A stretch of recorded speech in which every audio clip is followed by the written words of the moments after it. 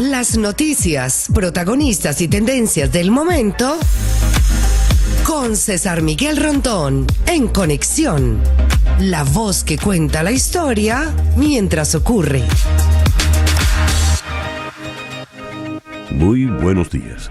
Son las 9 en punto de la mañana de este miércoles 2 de octubre del año 2024.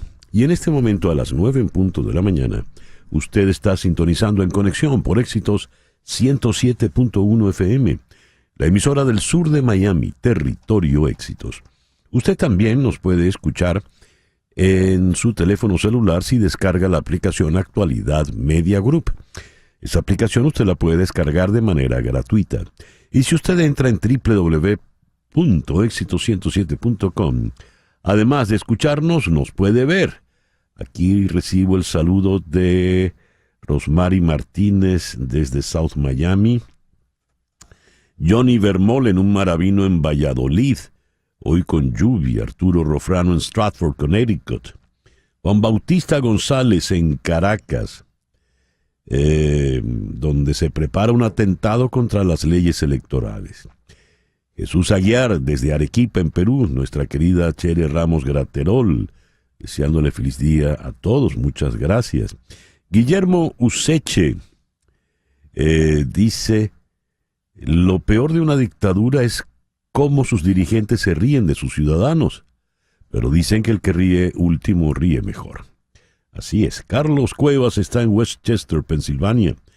Henry Moreno en Georgia: no hay dictadura que dure 100 años. Todas han caído por su maldad y odio al prójimo. Alfredo y Marianela en Dulcinela, Toronto.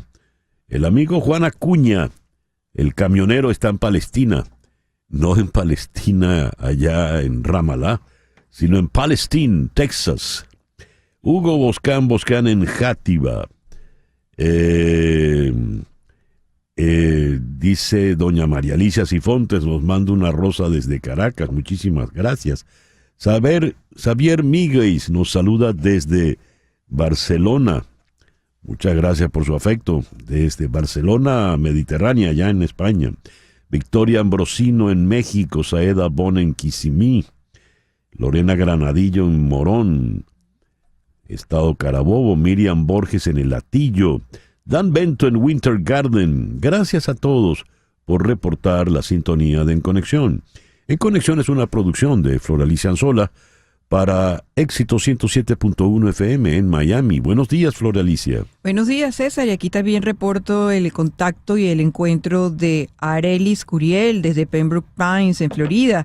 Naranjo Edgar Naranjo desde Pamplona. Tanta gente que también se conecta con nosotros por allí, por las redes sociales. Luis Manso. Saludos, Luis. Carelis Chaparro. Lulú Hola. Blanco, nuestra querida Lulú. Muy qué bien. Jesús Marrón. Yossi Canto. Muy bien, gracias a todos. Laura Rodríguez está en la producción general. Buenos días, Laura. Muy buenos días a todos. Hoy con un lindo peinado. En Madrid, Mariel Sofía Rodríguez en la producción informativa. Buenos días, Mariel Sofía. Muy buenos días y feliz miércoles para todos. Jesús Carreño en la edición y montaje. Carlos Prato en los controles. Buenos días, Carlos. Muy buenos días. Y ante el micrófono, quien tiene el gusto de hablarles, César Miguel Rondón. Hoy es el Día de los Santos Ángeles Custodios, también conocidos como los ángeles de la guarda. Ángel de la guarda, dulce compañía, no me desampares, ni de noche ni de día. San Benejizo de Andaje, San Eleuterio de Nicomedia, San Saturio de Numancia, San Teófilo de Constantinopla, San Ursino de Chur. En el calendario astrológico tenemos hoy la luna nueva, que será a las 2:49 de la tarde. La luna nueva es el inicio del ciclo solar, tiempo para sembrar, para implementar los nuevos propósitos, empezar un proyecto, asunto o actividad con muy buen pie. Y la luna nueva la tendremos con la luna en Libra. La luna de Libra es la luna de la paz, la armonía, el equilibrio, ideal para las relaciones interpersonales, es ideal para las reconciliaciones de cualquier tipo. Es una luna para llegar a contratos, acuerdos donde todas las partes pueden ser beneficiadas. Es también la luna del arte y de la belleza. Tenemos pues en este momento a la luna menguando en Libra. Y a partir de las 2:49, con la luna nueva, tendremos a la luna creciente en Libra. Y el sol está pues también en Libra. Hoy un día de paz y equilibrio. Hay un eclipse solar a las 2:45 de la tarde. Hoy es el Día Internacional de la No Violencia.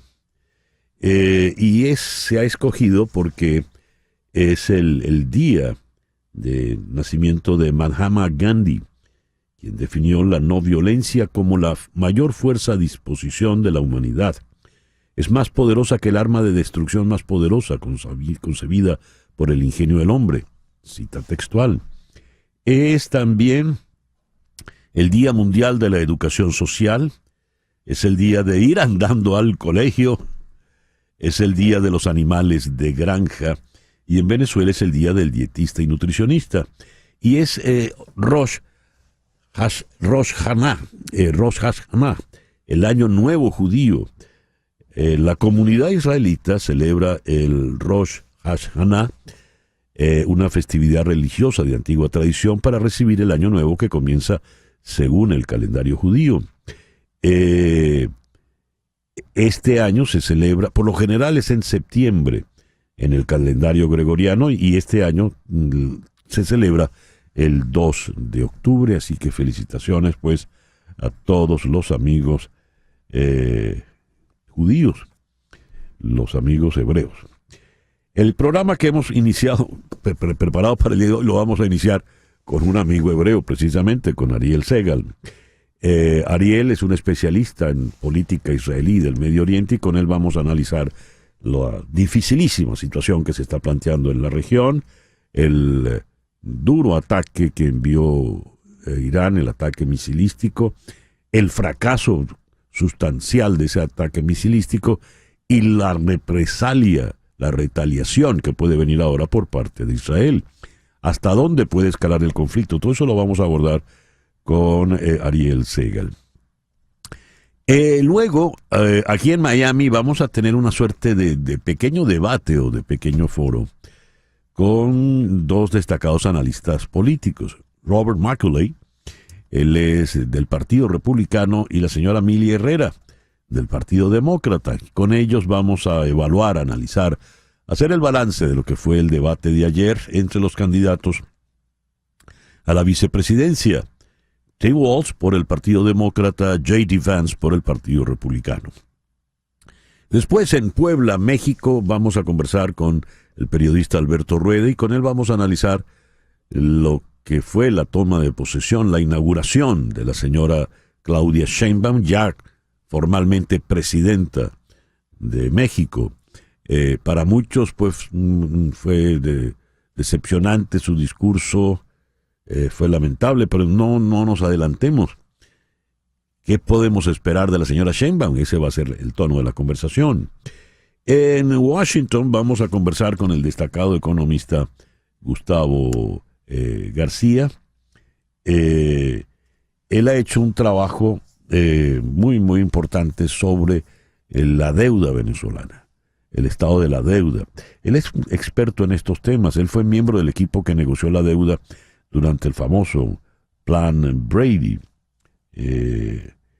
y fue el director de la Oficina de Asesoría Económica del Congreso entre el año 97 y el año 2000.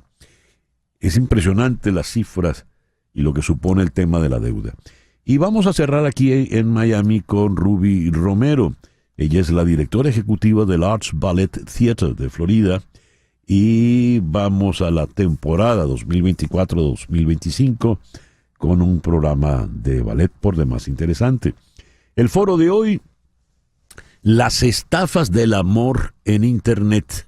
Consejos para detectar de primera vista las estafas que tienen el amor como un anzuelo. Solo en estadísticas aquí en Estados Unidos, solo en el año 21 se perdieron 547 millones de dólares en estafas, fueron estafados. Esto lo vamos a abordar desde dos perspectivas. Vamos a tener a Jorge Martín Vila en Buenos Aires. Él es un especialista en ciberseguridad. Y desde el punto de vista psicológico, ¿por qué hay la necesidad de procurar amor vía Internet? Eso lo vamos a tocar con la psicóloga Rosalina Herrera Martínez en Bogotá. Ese pues el programa que hemos preparado para el día de hoy, 2 de octubre del año 2024. El 2 de octubre de 1187, Saladino captura Jerusalén, se la arrebata a los cruzados. El 2 de octubre de 1869 nació Mahatma Gandhi, pacifista, político y abogado hinduista indio, el que logró, con su política de no violencia, la independencia de la India del Imperio Británico. Fue asesinado en 1946 cuando tenía 78 años. El 2 de octubre de 1890 nació Julius Henry Marx, no familia de Carlos Marx, sino el mayor de los hermanos Marx, el famoso Groucho Marx. Falleció en 1977 a los 86 años. El 2 de octubre de 1904 nació Graham Greene, un gran novelista británico. Era católico en un país anglicano y mucha de su obra estuvo marcada por el tema del catolicismo y la culpa, entre ellos The End of the Affair, una gran novela llevada 2 veces al cine. Además, Nuestro hombre en La Habana, también llevada al cine, es otra de sus grandes novelas. El 2 de octubre de 1928 se fundó el Opus Dei, la prelatura de la Santa Cruz y del Opus Dei. No es que sea una orden como tal, como pueden ser los dominicos o los jesuitas. Esto es algo distinto. Fue fundada por José María Escrivá de Balaguer, sacerdote español que canonizó Juan Pablo II en el año 2002. Opus Dei, la obra del Señor. El 2 de octubre de 1950 sale por primera vez Peanuts de Charles M. Schulz. Aparecen Snoopy y Charlie Brown en acción. El 2 de octubre de 1968, el ejército mexicano dispara contra una manifestación pacífica de estudiantes en la plaza de Tlatelolco, en Ciudad de México. El 2 de octubre de 1982 se suicidó Maye Brandt siendo Miss Venezuela. Estaba casada con Giancarlo Simancas. Otra muerte. El 2 de octubre de 1985, a los 60 años, falleció Rod Hudson. Falleció de SIDA. Y eso divulgó mucho el tema del SIDA. Fue un escándalo, fue una noticia importante en su momento. Y precisamente, como comentábamos temprano, el 2 de octubre del 2007, Naciones Unidas declaró el Día Internacional de la No Violencia, que estamos conmemorando en el día de hoy.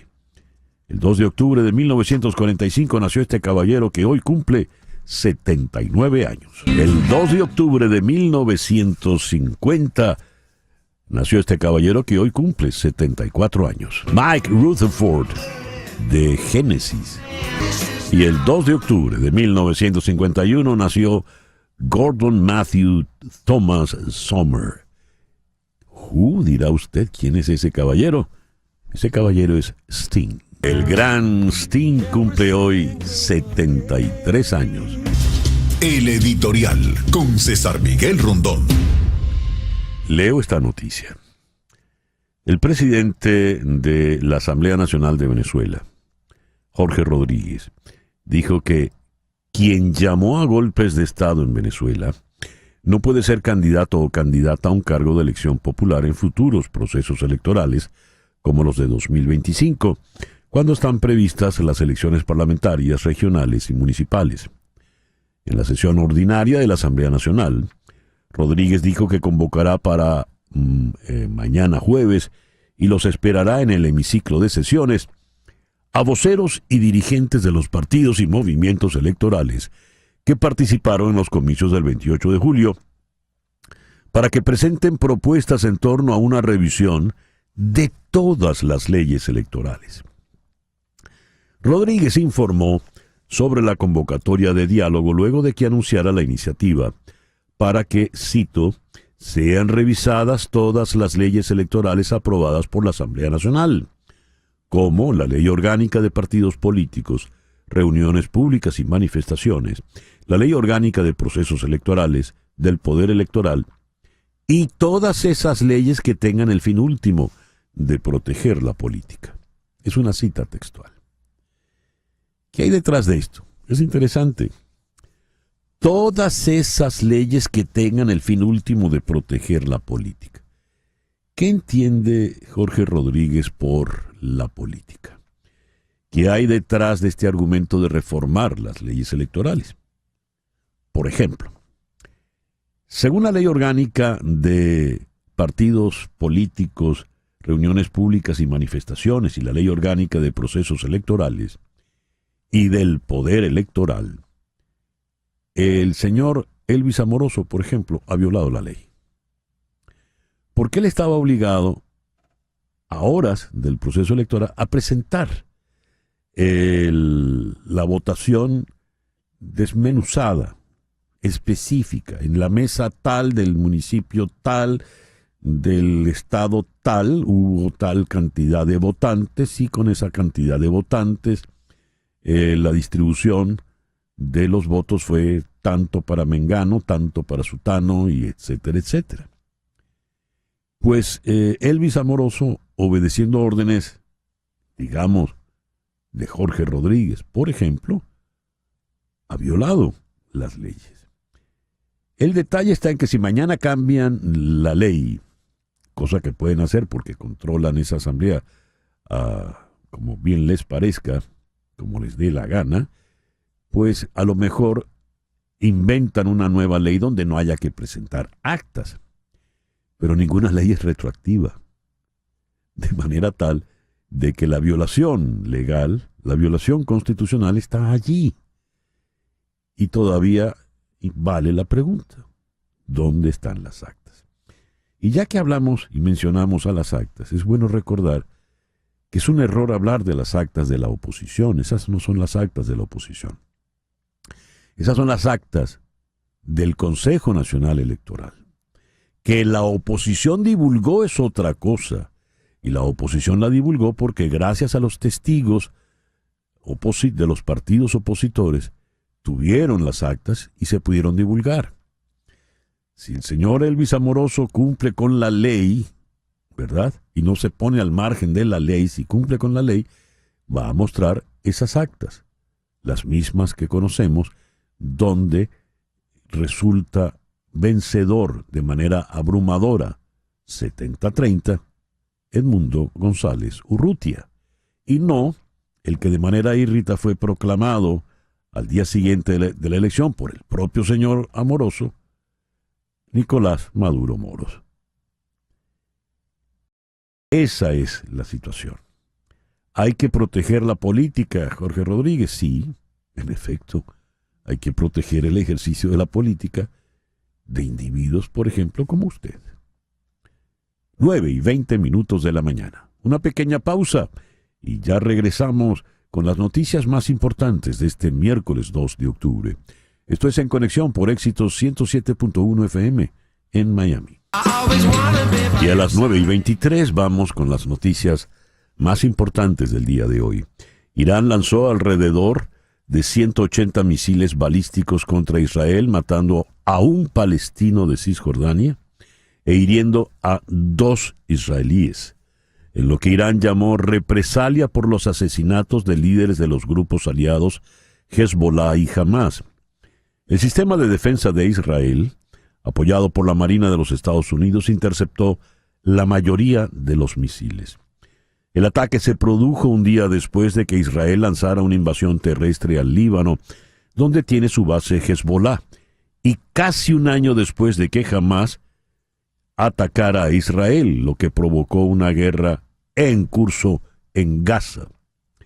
El primer ministro israelí, Benjamín Netanyahu, está diciendo a Irán que Israel puede atacar en cualquier lugar, pero también pueden hacerlo sus enemigos.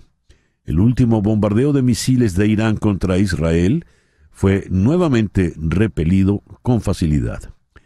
Pero 2 explosiones cerca de la embajada de Israel en las afueras de Copenhague hoy muestran cómo la espiral del Medio Oriente hacia una guerra en múltiples frentes tiene ramificaciones incognoscibles para toda la región y más allá. En Copenhague ocurrió este ataque a la embajada de Israel. El senador J.D. Vance y el gobernador de Minnesota, Tim Walz, se enfrentaron anoche en el primer y único debate vicepresidencial planificado en esta campaña electoral. El debate, moderado por Nora O'Donnell y Margaret Brennan de CBS, incluyó intercambios sobre temas como la inmigración, el aborto, el cuidado infantil, la violencia armada y la economía. Vance y Walz aprovecharon la oportunidad para volver a presentarse ante el público estadounidense, y en lo que los analistas escribieron en gran medida como un debate civil y sustancial, resaltaron periódicamente áreas de acuerdo, dirigiendo líneas de ataque hacia los oponentes en el puesto principal, léase Donald Trump y Kamala Harris. Vance criticó a la administración actual por los cruces fronterizos de migrantes y el costo de vida. Walz señaló los acontecimientos del 6 de enero y desafió a Vance a decir quién en realidad ganó las elecciones en el año 2020. El presidente Biden y la vicepresidenta Harris aterrizarán hoy en 2 estados devastados por el huracán Helene. Biden estará en Carolina del Norte y del Sur para un recorrido aéreo por los daños, sesiones informativas y operativas y reuniones con funcionarios locales y socorristas, mientras que la señora Harris viajará a Georgia, Carolina del Norte y Georgia. Carolina del Norte y Georgia son estados indecisos clave en las próximas elecciones, y las inundaciones en Carolina del Norte ya están perturbando la votación allí e inyectando nueva incertidumbre en las elecciones que son de alto riesgo en el estado, según Bloomberg. También amenaza a las minas que producen cuarzo de alta pureza utilizado para fabricar semiconductores, según The Washington Post. Más de 160 personas han muerto y Carolina del Norte tiene 92 equipos de búsqueda y rescate trabajando para recuperar las personas que están desaparecidas. Los desafíos son inmensos, dijo el gobernador Roy Cooper, mientras el presidente Biden estimó que los esfuerzos de restauración costarían miles de millones. Con 3 docenas de estadounidenses, los puertos se paralizaron gracias a una huelga de los trabajadores portuarios. Los trabajadores podrían tener ventaja sobre la gerencia, informan en Associated Press en Filadelfia. Esto se debe a que los 45,000 trabajadores en las costas del este y del Golfo se beneficiarán de las recientes victorias laborales, un mercado laboral ajustado, la presión de la inflación y fuertes ganancias para las compañías navieras. Los daños del huracán Helene, combinados con la próxima temporada navideña, también aumentan la presión para salvar la cadena de suministro que ya está tensa. La Casa Blanca pidió ayer un contrato justo. La Oficina de Control de Activos Extranjeros, OFAC, del Departamento de Estado, del Departamento del Tesoro, renovó la licencia general 41 sobre Venezuela, la cual autoriza a Chevron a reanudar operaciones petroleras en el país. El profesor universitario y abogado José Ignacio Hernández explicó en su cuenta X que se trata de una renovación automática que se hace de manera semestral y que solo autoriza actividades limitadas en el país hasta abril del 2025. La licencia, que fue emitida por primera vez en noviembre de 2022, impide que PDVSA obtenga un lucro de las ventas petroleras de Chevron. Funcionarios del Servicio Bolivariano de Inteligencia, SEBIN, detuvieron al alcalde de Maracaibo, Rafael Ramírez Colina, anoche. Ramírez Colina es militante del partido Primero Justicia. Según informó Efecto Cocuyo, a última hora, junto al alcalde, también fueron apresados la directora de la alcaldía, Betty Ramos, y el secretario de Seguridad Ciudadana, David Barroso. La detención de Ramírez Colina se concreta apenas 5 días después de que efectivos de la policía política de Nicolás Maduro apresaran al director de la alcaldía, Pedro Guanipa, hermano de los dirigentes opositores y miembros también de Primero Justicia, Juan Pablo y Tomás Guanipa. Claudia Sheinbaum se comprometió en su discurso inaugural, como la primera presidenta de México, a continuar los esfuerzos de su mentor político, el saliente Andrés Manuel López Obrador, para mejorar las vidas de los pobres. También prometió salvaguardar la inversión extranjera mientras construye sobre el legado de un predecesor popular que no siempre fue amigable con los intereses comerciales. Y a las 9:30 de la mañana, vamos ahora a la ciudad de Lima, donde está Ariel Segal. Ariel, muy buenos días. Muchas gracias por atendernos en el programa de hoy. Buenos días, César Miguel. Un placer estar en tu programa en estos días tan agitados en el Medio Oriente. Así es. A ver, Israel lanzó, se estima, alrededor de 180 misiles balísticos contra Israel. Irán sí. Contra Israel. El saldo de muertes es un palestino de Cisjordania y 2 israelíes heridos. Esto porque el ataque fue un fracaso gracias a esa cúpula que protege los ataques misilísticos. ¿Es así? ¿Esa cifra es exacta? Bueno, no, yo no puedo certificar que es exacta porque es la información que da, me imagino que el ejército de Israel, por un lado, sí. Y segundo, el Ministerio de la Defensa. Hasta hoy, Israel ha sido un país democrático que uno supone que no tiene por qué esconder información de ese tipo si hubo algún tipo mayor, una cantidad de heridos o muertos mayor. Lo que sí sabemos es que hubo 7 muertos y más de 11 heridos por un atentado terrorista que se hizo más o menos en paralelo en las cercanías de Tel Aviv, pero no tiene que ver con el tema de los misiles. Y si entiendo hacia dónde va tu pregunta, los 2 ataques de Irán contra Israel, los 2 directos que ha habido en un periodo menor de 6 meses, demuestran, sí, que Irán tiene capacidad de alcanzar militarmente a Israel.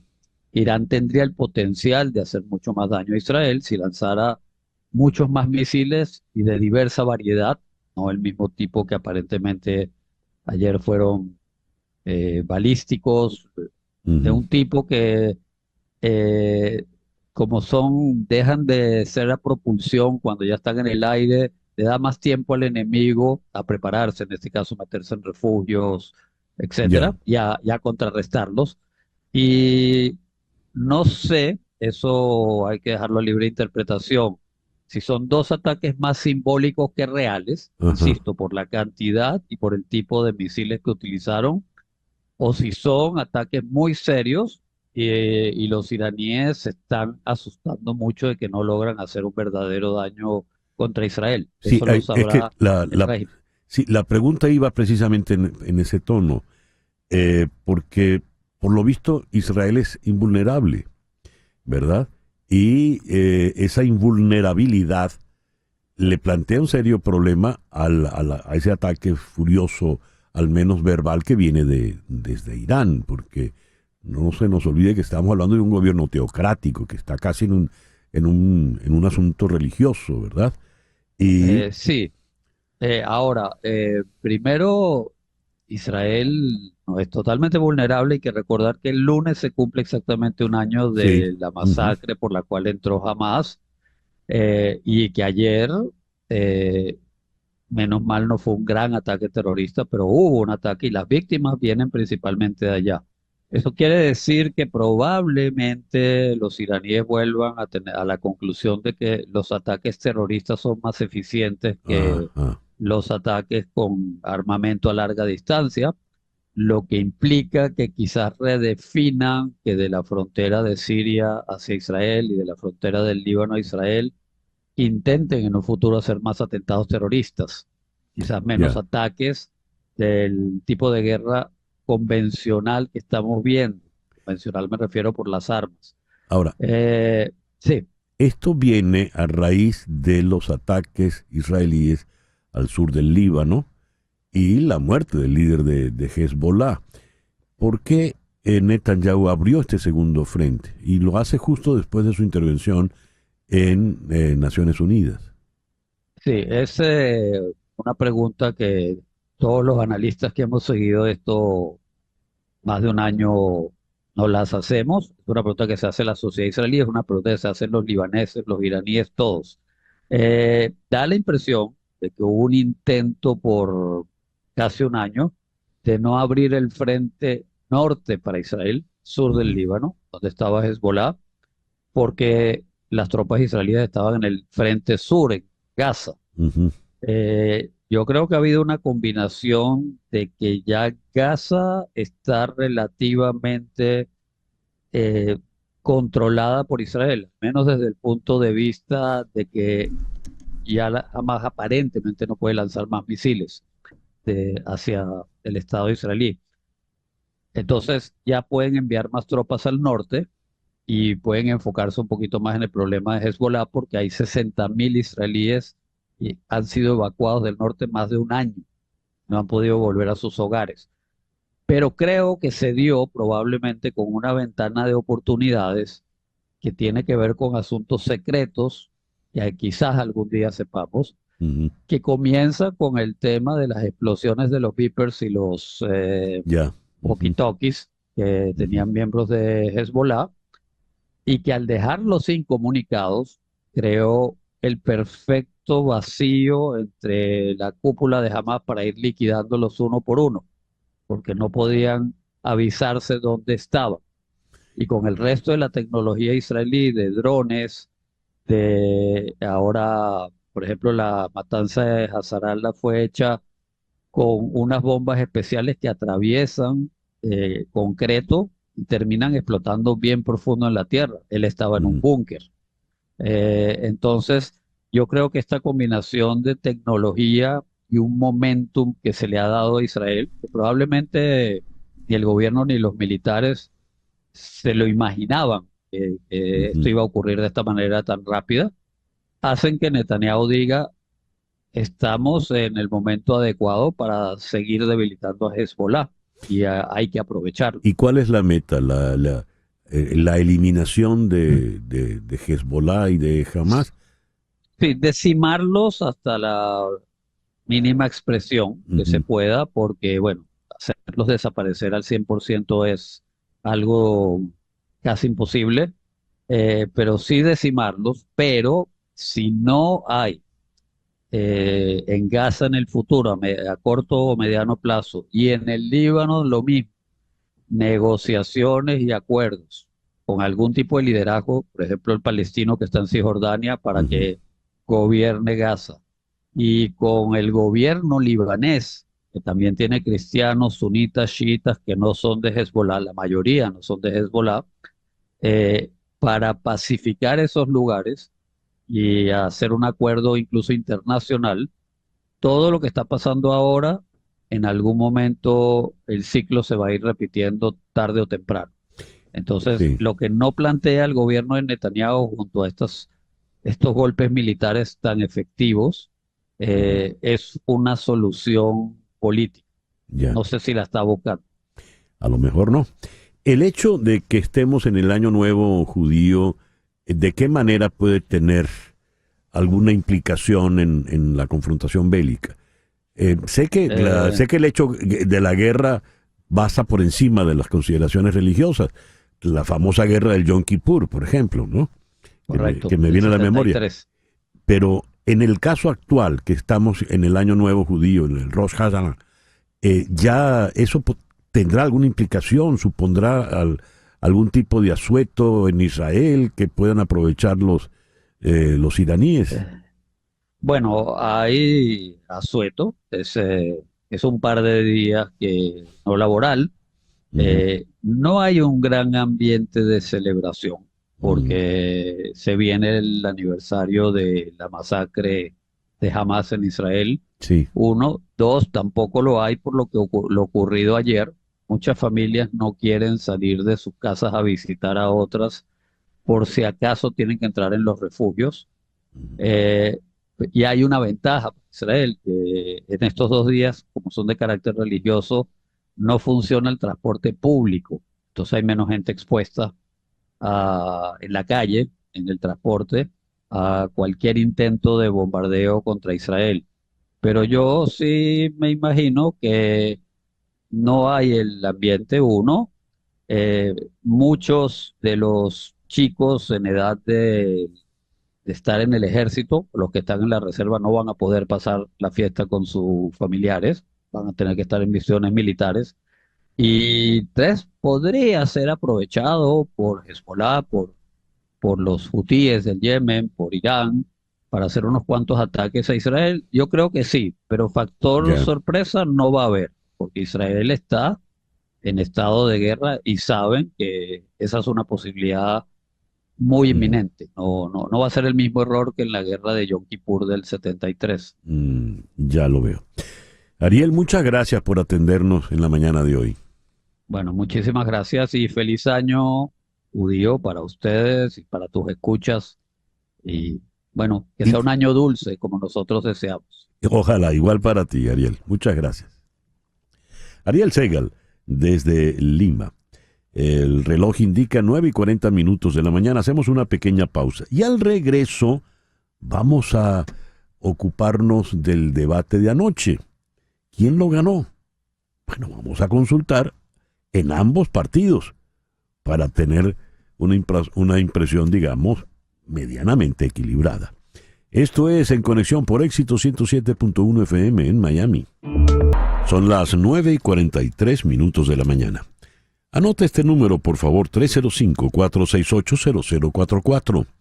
305-468-0044. Ese es el teléfono de María Trina Burgos.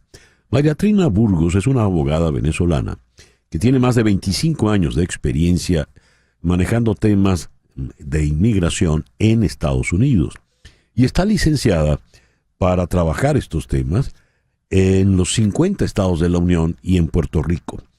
Por lo tanto, va a ayudarte a resolver todo lo que tengas pendiente. 305-468-0044. Y si estás en Venezuela, llama al 0212-771-3040. 771-3040 en Caracas, y ese teléfono va a repicar sin costo adicional aquí en la oficina de María Trina Burgos en Miami. María Trina Burgos es tu abogada venezolana de inmigración para que tus sueños de inmigración se hagan realidad. 305-468-0044. 305-468-0044. Ayer se realizó el primer debate entre los candidatos a vicepresidentes. El primer debate no, el debate, porque no va a haber otro debate. Tim Walz, el gobernador de Minnesota, por el Partido Demócrata, y el senador J.D. Vance, por el Partido Republicano. ¿Quién ganó el debate? Porque se supone que los debates los gana alguien, los gana uno de los contendientes. Hemos invitado a dos destacados analistas para abordar este tema. Ambos están aquí en la ciudad de Miami. Tenemos a Mili Herrera, del Partido Demócrata. Mili, muy buenos días. Muchísimas gracias por acompañarnos de nuevo en el programa. Buenos días, encantada de estar con ustedes. Y Robert McCauley, también en Miami. Él es del Partido Republicano. Robert, muy buenos días. Muchas gracias por atendernos en el programa de hoy. Robert, no has activado la cámara, por favor. Vas a quedar en desventaja frente a Mili, que está ya muy sonriente y rozagante con nosotros. Robert. A ver. Estamos. Ahora sí. Robert, buenos días. Buenos días, estaba haciendo muchos clics y no pasó nada y después salió otro botón. Perdóneme, estuve escuchando todo. Muy bien. Saludos, Mili, ¿qué tal? Sí, se conocen Mili y usted, ¿verdad? Hace años, sí, señor. Ah, qué bueno, me alegro mucho. ¿Qué impresión tienen, qué primera impresión tienen del debate de ayer? ¿Quién para ustedes lo ganó? Vamos a comenzar con Mili, no por demócrata, sino porque las damas van primero siempre.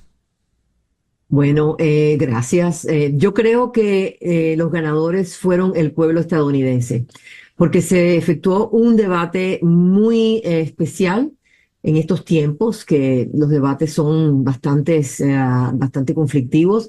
Se habló sobre los temas, se respetaron mutuamente, no estaban de acuerdo, por supuesto, porque para eso están postulándose para diferentes partidos y diferentes presidentes. Pero me gustó mucho de que se tomaron el tiempo de hablar sobre los temas importantes y eso yo creo que el ganador fue el pueblo estadounidense. ¿Y usted cómo lo ve, Robert? Estoy de acuerdo que era un debate civilizado, cordial, con discrepancias ideológicas, pero también con consenso respecto a las metas, aunque las soluciones que cada candidato estaba proponiendo quizás fue diferente, pero fue un debate como debería ser y como mayormente han sido a lo largo de la historia, en los años recientes, con señor 45, las cosas han cambiado un poco y la reacción a él también. Entonces fue así y bueno, me gustó el contraste entre la paz y prosperidad que Donald Trump trajo con los fracasos de la administración de Harris Biden. Eso fue el tema del señor Vance, pero el señor Waltz se defendió bien también. Muy bien, tocaron varios temas, por ejemplo, el tema migratorio y el asunto de la frontera que cobra tanta importancia en toda la campaña electoral. ¿Cómo vio usted esto, Mili? Creo que siempre le quieren echar la culpa a Kamala Harris. Kamala Harris es vicepresidente, no presidente. Por supuesto que ella asesora y está en la fórmula con el presidente Biden, pero en realidad el que toma la decisión, el que ejecuta todos los proyectos es el presidente Biden. Ella está muy de acuerdo con o la mayoría de las propuestas de Biden, pero quiere mejorarlas, quiere hacer algo distinto porque ella es la nueva candidata para la presidencia. Yo creo que sí, que fue claro la diferencia entre los dos y el hecho de echarle la culpa al presidente Biden, a la administración Biden-Harris del tema de inmigración es deshonesto. Porque esto es un problema que lleva décadas. El presidente Biden ha hecho todo lo posible dentro del marco de la ley. No puede efectuar otra cosa si las leyes no están ahí, sobre todo el dinero para poner más jueces, más agentes en la frontera, más personas en el departamento de ICE para poder procesar los asilos, etcétera, etcétera. Él simplemente tiene que regirse por esas leyes. Y eso fue lo que intentó con la propuesta de ley de un senador muy conservador republicano que el expresidente Trump le dijo, mira, no pueden votar por eso porque me van a quitar el tema número uno de mi campaña y pueden ayudar a Joe Biden. Sí. Eso está claro. Y yo creo que si se hubiese pasado esa ley, hubiésemos podido hacer muchísimo más para la migración, pero lo más importante es esa reforma migratoria que queda pendiente desde la época de hace 30 años que no se ha pasado una migratoria. ¿Y usted cómo vio el abordaje del tema migratorio y fronterizo, Robert? Yo creo que Vance se defendió bien y yo discrepo con Milley e incluso con la línea de partido de los demócratas. O sea, hay que ver la cronología. Cuando Joe Biden entró, la frontera estaba bajo control, no estaba perfecto. O sea, hay que ver los cambios. Joe Biden hizo muchos cambios de las leyes, de órdenes ejecutivas, 90 y tantos, para revertir lo que hizo Donald Trump. Entonces, lo que pasa es que él cambió, o sea, inmigración ilegal es ilegal, hay que aplicar la ley. Joe Biden y Kamala Harris decidieron no aplicar la ley, por eso hubo el desastre de millones de personas entrando sin escrutinio y están con este gran problema. Entonces, y Joe Biden, este proyecto de ley que no fue pasado, iba a ratificar 5,000 ilegales al día, etcétera, etcétera. De todos modos, ahora han bajado las entradas ilegales recientes. ¿Por qué? Porque Joe Biden, con órdenes ejecutivas, ha decidido utilizar sus poderes para aplicar la ley y está haciendo lo que él siempre tenía derecho de hacer.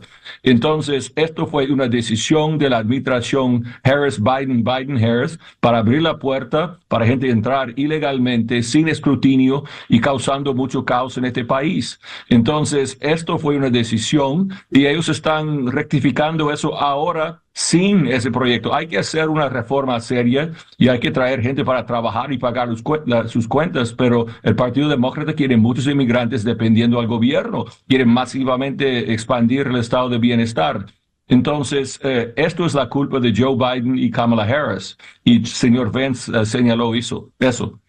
Ya, otro tema importante que afecta mucho a la vida de los estadounidenses es el tema económico, el tema inflacionario, que también fue tocado en el debate de anoche. ¿Cómo lo vio, Mili? Bueno, primero quiero aclarar que la administración Biden-Harris no quiere que entren ilegales a este país, como usted dice, son indocumentados, son personas que no tienen documentación. Los que están entrando, están siendo procesados, se le da un permiso para estar y someter su petición para asilo. Nosotros no queremos, primero, que nadie que no es residente puede recibir ayuda del gobierno. Nadie que no es ciudadano puede votar en este país. Punto. Esa retórica de que nosotros los demócratas queremos que los ilegales entren para que nos quiten el dinero nuestro y todo eso, eso es una mentira garrafal. Lo que estamos procesando son cubanos, venezolanos, nicaragüenses, haitianos, con el parol humanitario. Y los que no han aplicado porque no tienen a quien los reclamen, han entrado y han pedido asilo político. Esa ley lo que hubiese hecho es ayudar a procesarlos y a los que no aplicaban, devolverlos para su país, etcétera. O sea, esa retórica, repito otra vez, de que los demócratas queremos que entren ilegales aquí a cometer crímenes, es mentira, es una mentira garrafal que nunca ha tenido efecto. Y en el tema económico, Mili. El tema económico, sí, pero quería aclararlo porque estoy cansada de que se nos tilde a los demócratas como personas que no queremos la legalidad en este país. El tema económico es el siguiente. Tuvimos una pandemia. Nos estamos recuperando. Somos el país más fuerte económicamente en el mundo. Tenemos una inflación que está por el 2.4 en este momento. Lo hemos logrado bajar. Simplemente tenemos que seguir luchando con eso. Y tenemos que seguir ayudando a esos más de 16 millones de empleos que fueron creados durante estos últimos 3 años y medio. Las pequeñas empresas, que son muchos de ellos clientes míos, como yo soy empresaria que ayuda a las pequeñas empresas, yo veo sus estados financieros, yo veo sus declaraciones de impuestos y han mejorado muchísimo en los últimos 3 años y medio. Ahí es donde está la verdad. ¿Y qué nos dice usted sobre el tema económico inflacionario, Robert, por favor? La realidad es que los trabajadores aumentaron mucho sus salarios después de inflación con Donald Trump, y con Joe Biden al revés. Los salarios después ajustados por la inflación han reducido más o menos 2%. La gente está sufriendo por la inflación y la realidad es que Joe Biden recibió la mesa servida cuando entró en la Casa Blanca. Ya la economía estaba recuperando fuertemente. La locomotora de este país es el sector privado que estaba arrancado. Donald Trump forneció la vacuna que facilitó la salida de COVID. O sea, la mesa estaba servida, pero Joe Biden y Kamala Harris decidieron gastar trillones de dólares. El voto de rompe-empate para ese gasto innecesario con mucho despilfarro fue Kamala Harris. Entonces, la realidad es que el pueblo benefició de la prosperidad de Donald Trump como presidente. Mayormente ha sufrido acá. Mucha gente ha hecho bien. Este país es muy fuerte, pero la economía está andando por el sector privado, por las innovaciones tecnológicas, etcétera. Mientras tanto, tenemos una deuda masiva de 100% del Producto Bruto. La solución de los demócratas es más y más gobierno, más y más gasto.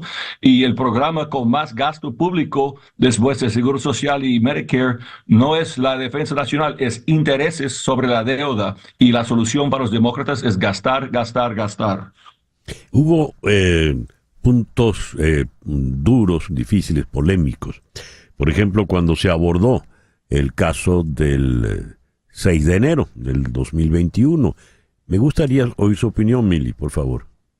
Claro, fue un intento de golpe de Estado.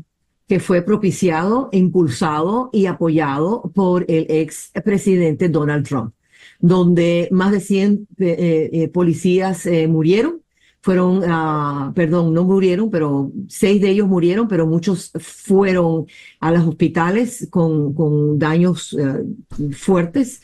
El expresidente sigue diciendo que él ganó en el 2020 y eso no es verdad. Y a nivel de la economía, yo quiero recordarles a todos los que están escuchando que en este país el presidente no hace el presupuesto. El presupuesto y las leyes para gastar ese dinero son responsabilidad de la Cámara de Representantes y del Senado de los Estados Unidos, que apoyaron medidas para ayudar a las pequeñas empresas y a todos los ciudadanos con la ley de la infraestructura. El gobierno no construye nada, lo construyen las pequeñas empresas y las grandes empresas.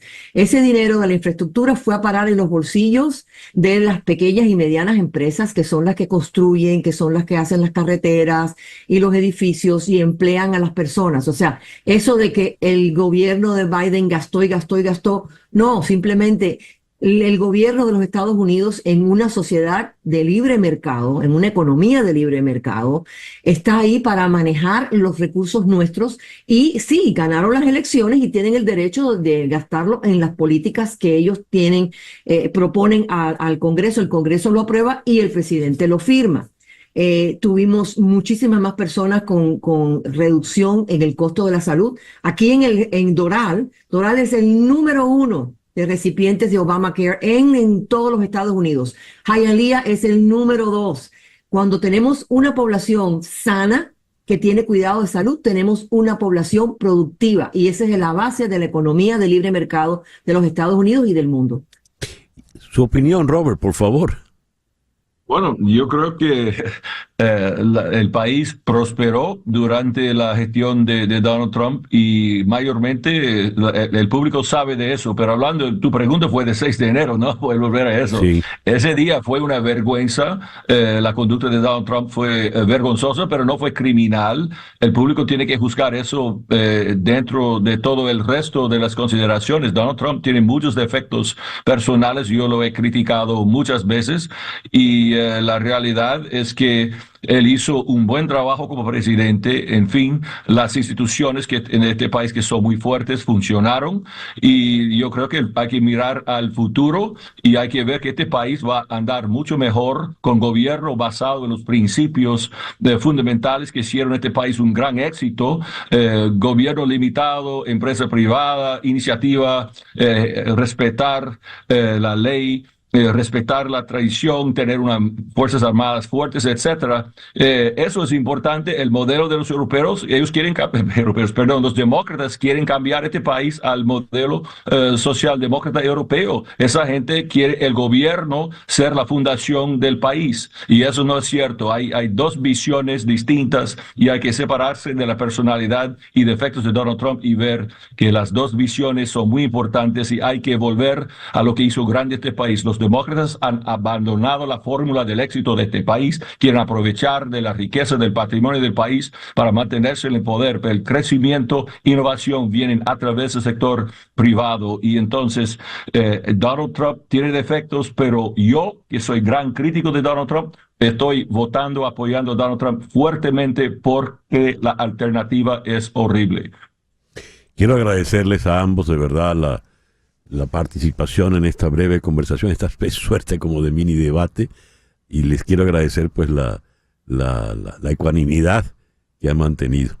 Muchísimas gracias, Mili Herrera, del Partido Demócrata. Muchísimas gracias, Robert McCauley, del Partido Republicano. Gracias de verdad. Gracias. Gracias.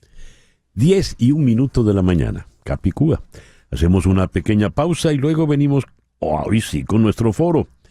El foro en el día de hoy, pues sobre las estafas de amor en Internet. Esto es En Conexión por Éxito 107.1 FM en Miami.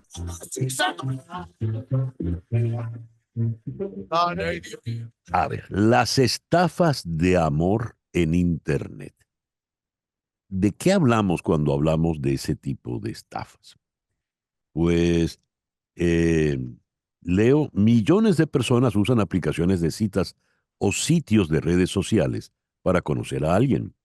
Pero en lugar de encontrar una relación amorosa, muchas personas se encuentran con un estafador que trata de engañarlas para que le envíen dinero. Para abordar este tema, vamos a hacerlo desde dos perspectivas. Desde el punto de vista de la ciberseguridad, hemos invitado a Jorge Martín Vila. Él es especialista en estos temas y está en Buenos Aires. Jorge, muy buenos días. Muchísimas gracias por sumarte a nuestra conversación en la mañana de hoy. ¿Qué tal? Buen día, ¿cómo están? Un gusto estar por acá. Muchas gracias a usted por convocarme. Gracias. Y desde el punto de vista psicológico, ¿por qué la gente acude a Internet para resolver una situación, una carencia amorosa o afectiva, cuando tradicionalmente eso se hacía, digamos, en persona? Para abordarlo desde ese punto, hemos invitado a la psicóloga Rosalín Herrera Martínez, quien está en Bogotá. Rosalín, muy buenos días. Muchas gracias por acompañarnos. Muy buenos días, César Miguel, y gracias por la invitación. Y buenos días, Jorge. ¿Qué tal? Muy Buenos bien. días, Rosalín, ¿cómo estás? ¿En Bien, qué gracias. consiste esta estafa romántica o amorosa por Internet, Jorge? Bueno, en primer lugar, consiste por un lado en un perfil que puede ser de captación precisamente para las personas que necesitan y valiéndose de la necesidad de estos vínculos, ¿sí? Que quizás en la vida cotidiana o en el mundo físico no lo pueden lograr, entonces encuentran dentro de estas aplicaciones una posibilidad de relacionarse. Por otro lado, del lado del atacante o de la atacante, vamos a llamarlo así, como para ponerle Ujú. un nombre, explotan por un lado el anonimato que le brinda el ciberespacio, eh, para crear todo su perfil y para también utilizar esta necesidad de la persona del mundo físico en el ciberespacio para, lógicamente, para obtener esta relación, ¿no? Este vínculo. Sí, esa necesidad, has dicho la palabra exacta que le voy a plantear a Rosalín, porque esa necesidad o esa carencia afectiva se resuelve vía Internet y no como, digamos, a la vieja usanza que era en la realidad. Claro, mira, la necesidad de amor y compañía es una necesidad humana universal. Entonces, digamos que en estos tiempos de avances tecnológicos, pues después de la pandemia vimos que esta es una manera de poder relacionarse y de poder, ojo que ya ocurría antes, pero vimos que era una forma de no perder el contacto, no perder la conexión humana con otros. Ujú, Por tanto, pues cada vez más con la sofisticación de estas aplicaciones, pues bueno, hay un acceso más rápido, más inmediato, en muy poco tiempo, donde se rompen las barreras de las distancias, ¿no? Geográficas, y esto aumenta la probabilidad de que la gente pues no solamente tenga que ir a conocerse en un bar o en una fiesta o en el parque, sino que da una manera distinta de conocer personas. claro. Ahora, ¿la estafa funciona de qué manera y en qué momento, Jorge? Esa es una muy buena pregunta. ¿De qué manera sabemos que por intermedio, estrictamente hablando, de aplicaciones como puede ser Tinder, Ujú, pero ese es el medio, ¿no? Ahora, el por qué funciona, es todo un punto de análisis el por qué funciona. Tal cual, y siguiendo la línea de Rosalín, la necesidad de estar con alguien, de compartir momentos, a eso le vamos a juntar el bajo gasto de energía, vamos a llamarle para hablarlo orgánicamente, ¿no? La persona necesita tener un beneficio con el menor gasto de energía posible.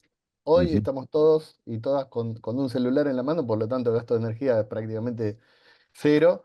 Entonces eso hace, no solamente, ahí voy a hacer un paréntesis, no solamente el hecho del alcance del celular, sino a la cantidad de personas que uno tiene al alcance en forma simultánea, ¿sí? Tengamos en cuenta que es solo un movimiento de un dedo.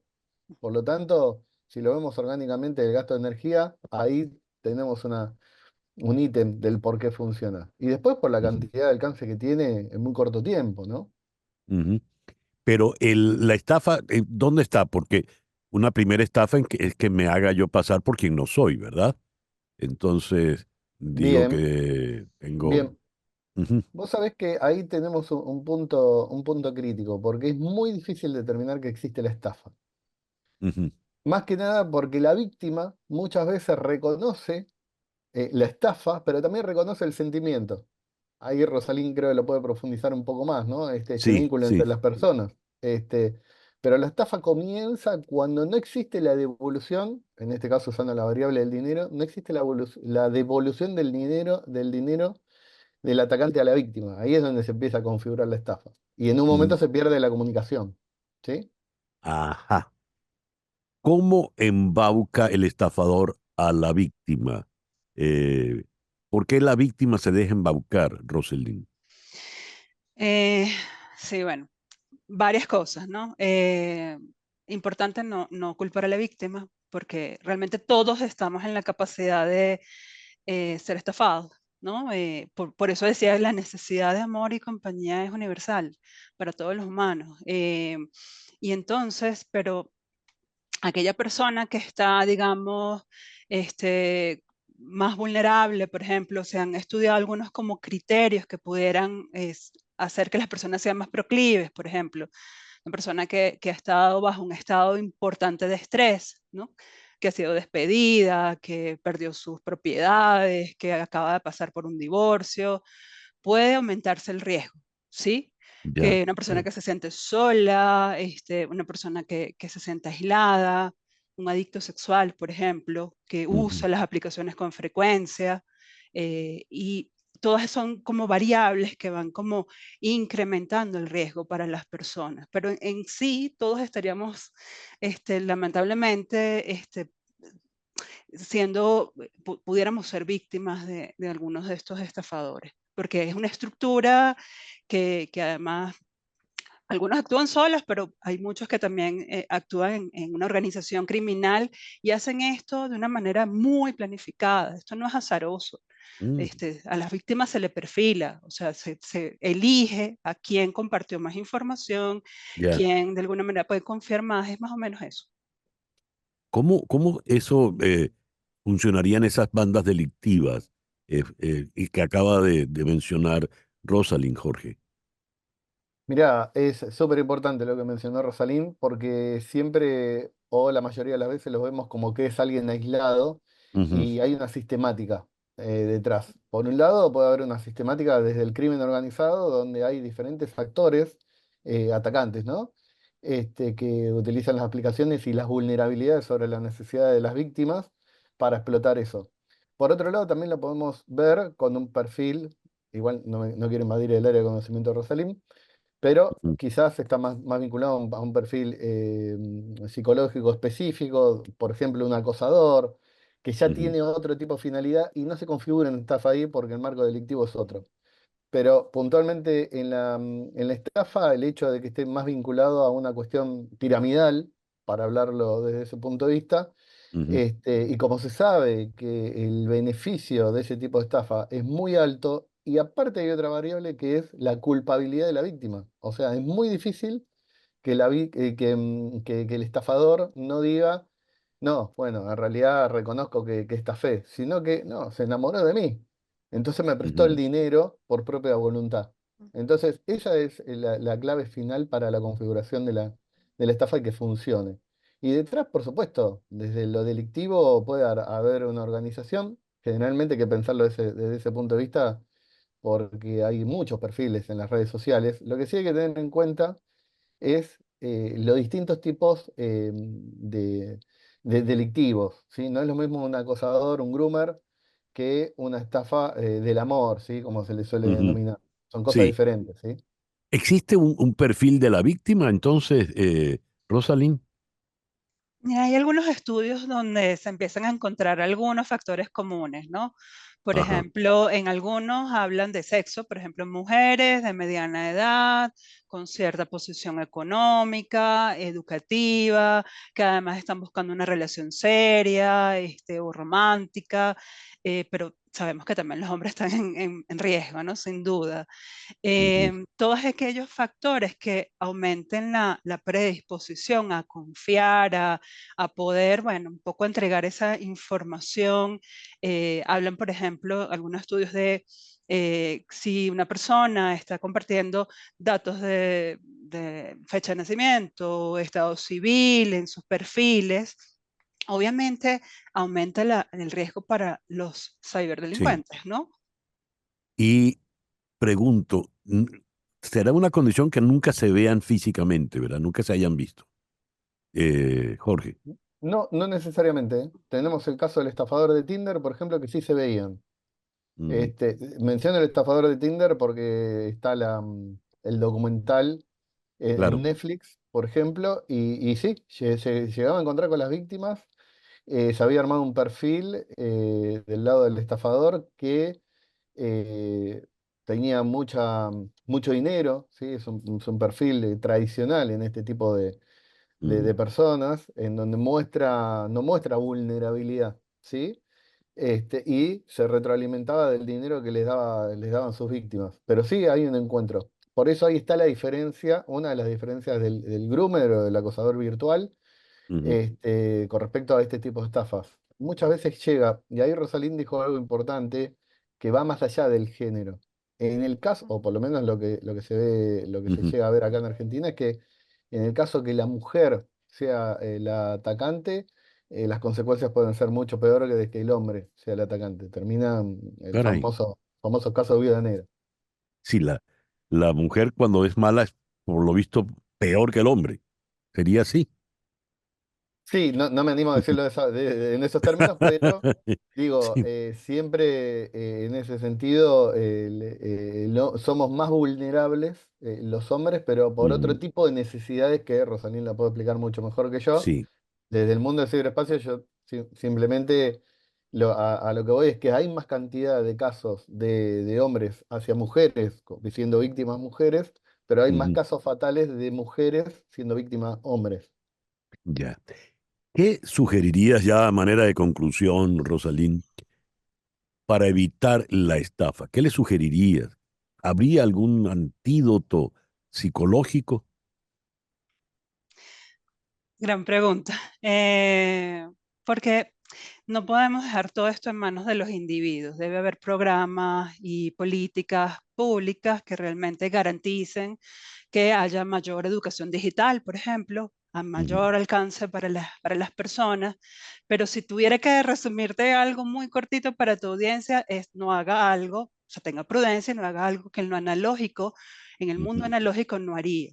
Eso creo que es fundamental, Mm, la prudencia. qué bien, no haga. Muy bien. ¿Y tú tendrías algún consejo, algún tip, Jorge? Y mira, ahí estoy totalmente de acuerdo con Rosalín. El hecho de los programas de concientización para fortalecer a la comunidad, a la audiencia que te está escuchando y demás, es importantísimo. Y después, por otro Ujú, lado, las cuestiones fundamentales del uso de dispositivos, no dejar expuestas imágenes donde nos vinculen a georreferencias, geolocalizaciones, ya. lugares donde pueden ser utilizados para después generar una extorsión, ¿sí? Porque esa, no lo conversamos, pero Ujú. esa es otra arista de este tipo de comportamientos Ah, ciberdelictivos. Y sí, ser totalmente prudente, tal cual, y refuerzo esto que dijo Rosalín, si no lo hago en el mundo físico, llevarlo al mundo digital sería un error también. Jorge, Rosalín, muchísimas gracias por haber compartido con nosotros en la mañana de hoy. Gracias, César Miguel. Un placer estar con ustedes. Gracias, gracias, Jorge. Igualmente, muchas gracias a ustedes también, un gusto enorme. Un gusto. Rosalín Herrera Martínez es psicóloga, está en Bogotá y Jorge Martín Vila es especialista en ciberseguridad, está en Buenos Aires. Hacemos una pequeña pausa y al regreso vamos a México para hablar de la señora Claudia Sheinbaum, ya presidenta de México. Leo esta cifra sencillamente escalofriante. La deuda externa de Venezuela es de $371.173.132 estadounidenses. Eso significa que cada venezolano debe $5.596, es decir, 43 veces el salario mínimo integral de $130. Al cierre del 2023, la deuda equivale a 166% total del total de la economía venezolana, que ese mismo año fue de $97.116 millones según el Fondo Monetario Internacional. ¿Qué nos dicen cifras de esta envergadura? Vamos a la ciudad de Washington. Allí está Gustavo García, economista egresado de la Universidad Central de Venezuela con maestría y estudios de doctorado en la Universidad de Boston. Fue coordinador del sector fiscal del Banco Interamericano de Desarrollo y fundador y primer director de la Oficina de Asesoría Económica y Financiera del Congreso de la República entre 1997 y el año 2000. Y fue miembro del equipo negociador de la deuda de Venezuela durante aquel famoso Plan Brady. Gustavo, muy buenos días. Muchas gracias por estar con nosotros en el programa de hoy. Buenos días, César. Placer saludarte. Gustavo, el informe Saldar la Deuda, Saldar Venezuela, en el cual tengo entendido has tenido una participación muy importante, nos da este tipo de cifras que acabo de leer. ¿Qué nos dicen esas cifras, Gustavo? Esas cifras lo que nos dicen es que en condiciones normales esa deuda actualmente es prácticamente impagable. Así como tú lo comparaste con el salario mínimo integral, podemos compararla con el valor económico que cada año se agrega a la economía, que es el Producto Interno Bruto, es el tamaño de nuestra economía. Calculado a finales del año pasado, como esa cifra también es calculada el 31 de diciembre del 2023, es aproximadamente, ya tú lo mencionaste, alrededor de 165%. O sea, más de una vez el tamaño de la economía. Y es muchas veces el valor de exportación, dado que esa es una deuda en dólares, también tenemos que tomar en cuenta la capacidad de pagarla en dólares, cuánto genera el sector público en dólares. Esa es una deuda solo del sector público. La deuda privada externa es realmente muy pequeña. Eso es básicamente deuda del Estado venezolano entre el gobierno central y PDVSA. Hay un bono chiquito del ECAR, pero no me voy a detener en eso. Eso significa que el Estado venezolano, con todo lo que genera de exportaciones, ni siquiera que utilizase todas las exportaciones del sector público para pagar esa deuda, pasarían mucho más de 10 años y no podríamos utilizar los dólares de exportación para otra cosa que para pagar deuda. Es evidente que esa deuda tiene que ser reestructurada. Fue adquirida durante años del boom petrolero y entre el 2015 y el 2018, que colapsa la producción de PDVSA, antes inclusive de las sanciones, ya esa deuda se hizo una carga muy fuerte porque la economía pasó de 350.000 millones de dólares de Producto Interno Bruto a menos de 100.000 que está todavía. Y lo que es peor, César, esa deuda no se paga desde finales del 2017. Venezuela, dicho en lenguaje popular, es un país maula, con los bonistas de PDVSA, de la República, con las empresas que fueron confiscadas y no pagadas, que acudieron a procesos de arbitrajes internacionales en mecanismos que Venezuela había aceptado, lo perdió, no pagan, contratos grandes con distintos tipos de contratistas, tanto PDVSA como la República, que tampoco los pagan.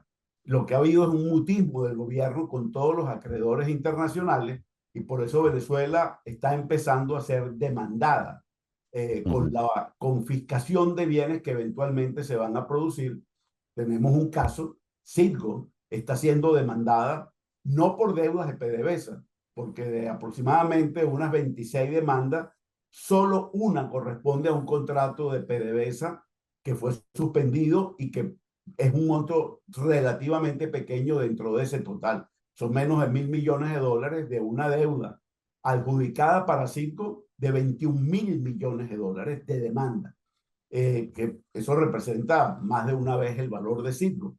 Entonces, lo que está ocurriendo, como acaba de pasar con Conoco y el proyecto que tenía Venezuela gasífero en Trinidad, que la Corte Suprema de Justicia de Trinidad reconoció la demanda de ConocoPhillips y embargó ese proyecto porque, bueno, Venezuela no pagó la confiscación de Conoco. De hecho, César, mi impresión es que Venezuela va a un proceso de aislamiento financiero y comercial, más allá del hecho político, del desconocimiento del resultado de las elecciones por la Unión Europea, Estados Unidos, Canadá y la mayor parte de América Latina, porque vamos a ser víctimas de montones de demandas para embargar cualquier bien comercial o financiero del Estado venezolano en el exterior. Gustavo, dijiste, tu primera frase fue lapidaria. La deuda es impagable. Bien, no hay cómo pagar esto. Hay que reestructurar, pero es imposible reestructurar con las personas que precisamente nos endeudaron. No gozan de ningún tipo de crédito y vamos, como decías, al aislamiento financiero. Si pensamos en el ciudadano de a pie, en ese venezolano del común que según este cálculo está debiendo $5.596 per cápita, ¿qué le va a hacer? ¿Qué va a hacer de su vida en los próximos años? Creo que para los ciudadanos comunes eso va a implicar menor disponibilidad de bienes y servicios importados. Por lo tanto, esos bienes o van a escasear o van a subir de precio significativamente. En segundo lugar, la imposibilidad del sector público de recuperar la calidad de los servicios públicos, porque no tiene los recursos y además si los tuviera, salvo que haga transacciones escondidas con Irán, Rusia, China, aunque yo dudo que China se preste a eso porque tiene relaciones comerciales con Europa y Estados Unidos que van por todos los mecanismos formales. China no entra, por muy aliado que sea políticamente del gobierno, no entra en esas transacciones ilegales. ¿Qué va a ocurrir? Si el Estado venezolano, suponte, hace un depósito en el sistema financiero internacional para reparar las turbinas de Guri o para comprar fuel oil para las plantas termoeléctricas, etcétera, ese dinero probablemente se lo embarguen. Eso le pasó a Argentina entre el 2012 y el 2016, que puso a Argentina contra la pared, prácticamente de rodillas, porque le empezaron a decomisar, a embargar activos en el exterior, desde un buque escuela, un avión y un depósito que hizo para pagar la deuda, que sí se había reestructurado. Cuando depositó el dinero para pagar los intereses, también le fueron embargados, porque van a hacer órdenes internacionales de embargo, porque es un país que tiene 7 años que no responde ante sus acreedores internacionales. No se presentó en algunos juicios, no respondió nunca cartas, no respondió llamadas telefónicas. Es decir, un deudor escondido con todo, que demostró la mala intención de no pagar, que no tenía disposición a responder por su pasivo. ¿Cuál es la excusa para ese proceder, para no pagar? Bueno, excusa no dieron ninguna. Las empresas que confiscaron no justificaron porque esas empresas no las pagaron. Te pongo un ejemplo. El Estado venezolano mandó a reparar una fragata de la Armada venezolana, de la Marina Militar venezolana. Lo reparó una de las grandes empresas fabricantes de armamento militar en el mundo, que es Northrop Grumman. Se terminó de hacer la reparación, devolvieron las fragatas reparadas y Venezuela simplemente no respondió ni las llamadas telefónicas. No pagó. Uno de los que está embargando Citgo. En el caso de los bonos, como te digo, desde el año 2017, Venezuela no paga ni siquiera los intereses. Es más, César, Venezuela está en deuda con agencias internacionales oficiales de países que son países con los cuales Venezuela tenía relaciones diplomáticas y comerciales normales, llamado Club de París. Ahí está la agencia de cooperación alemana, la agencia de cooperación italiana, española, inglesa, etcétera. Ahí tenemos una deuda de 7.200 millones de dólares que tiene 7 años por el cual el país no responde. Deuda con 2 organismos multilaterales, el Banco Interamericano de Desarrollo y la Corporación Andina de Fomento. También el país más nunca respondió, rompió relaciones con esas instituciones y no paga. Es decir, es un deudor maula escondido. Es decir, es un delincuente. Es un delincuente. Es un delincuente y por eso están yendo a los tribunales. Esa noticia no ha salido mucho en Venezuela, pero, por ejemplo, hay más de 15 bonistas, acreedores de bonos venezolanos, que ya demandaron a Venezuela en los tribunales de Nueva York y tienen muchos de ellos ya órdenes de embargo. Con un agravante, César, porque esos contratos de deuda tienen lo que llaman pago adelantado de deuda en caso de impago, en caso de default. Se le dice en inglés, que es la jerga financiera internacional. Entonces, suponte, un bono que se vence, el bono PDVSA 2030, se vence en el 2030. No se están pagando los intereses, durante 7 años no se han pagado. El bono se vence en el 2030. Pues esos acreedores tienen derecho a pedir el pago adelantado de toda la deuda, porque Venezuela no le paga los intereses. Y algunos de ellos, en efecto, están demandando por el pago adelantado de la deuda.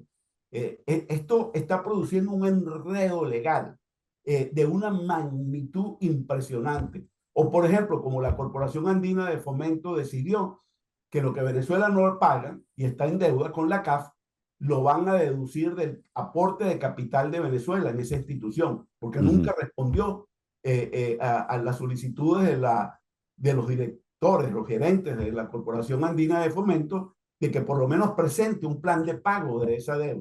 Dios mío. Dios mío. Bueno, Gustavo, qué decir, después de una relación como esta tan fuerte que nos acaba de dar. En conclusión.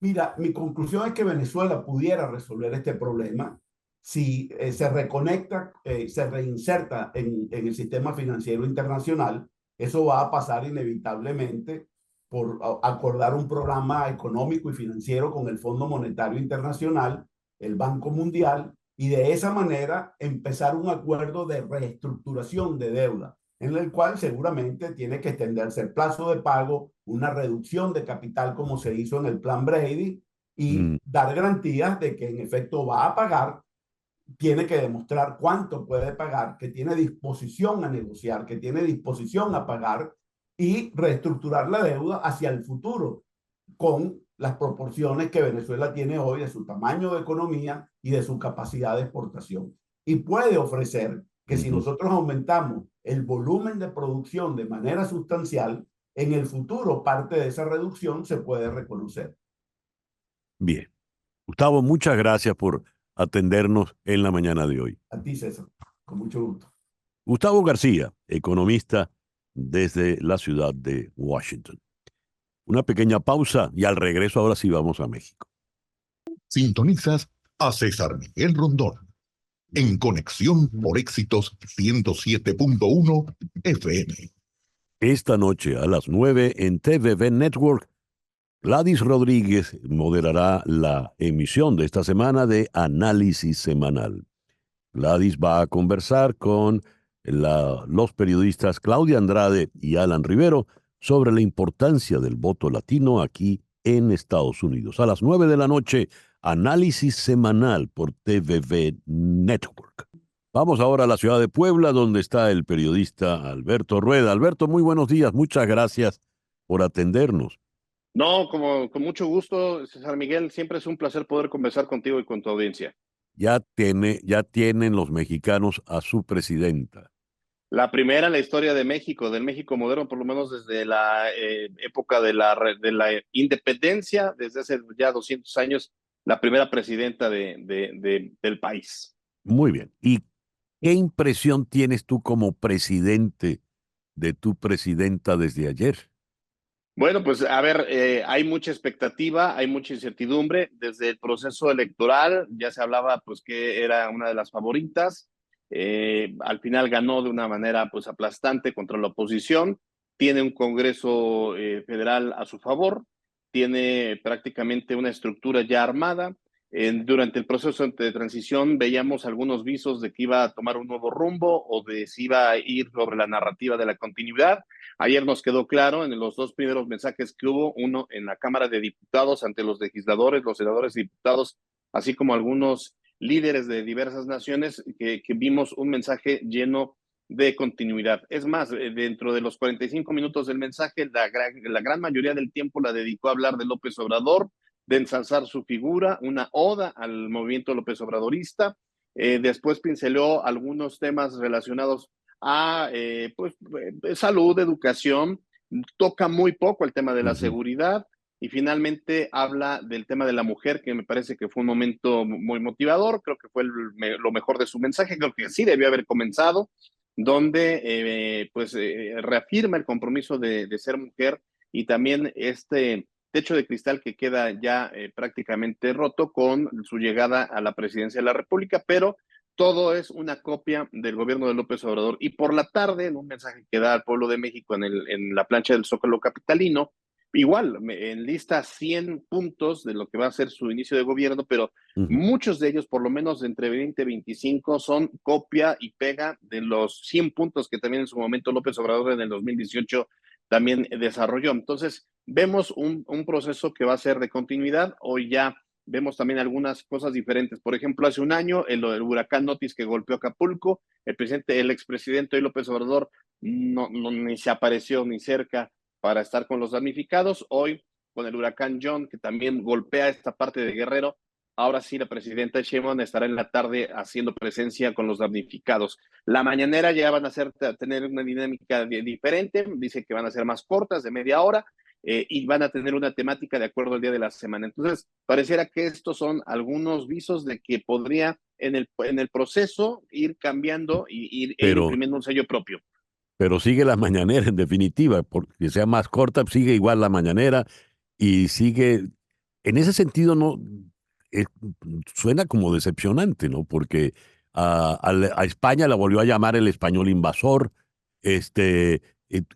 prácticamente quedó todo como que estuviese allí López Obrador, pero ahora vestido de mujer.